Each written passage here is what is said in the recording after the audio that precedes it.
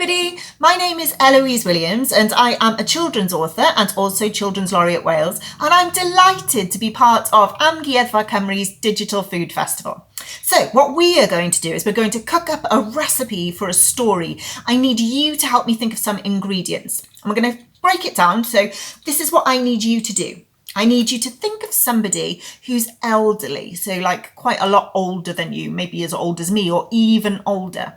And I want you to think, once you've got that person, what kind of food do you think of when you think of that person? So it might be something they like to eat or something that they cook for you perhaps, or their favourite thing.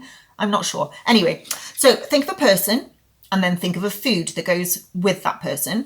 And then I want you to write down a few things for me in the comments. I want you to write down the name of that person, the name of the food, and then I'd like you to think of 3 words to describe that food and 3 words to describe that person. So I've done it as an example. I've written it down here.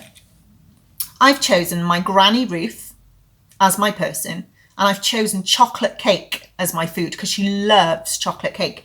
So I've got Granny Ruth, chocolate cake, and then my 3 words about my chocolate cake are rich, glittering, slab. Slab means like a big slice because you always get a big slice of cake. And my 3 words about my Granny Ruth are mysterious, chatty, and fidgeting because she fidgets a lot.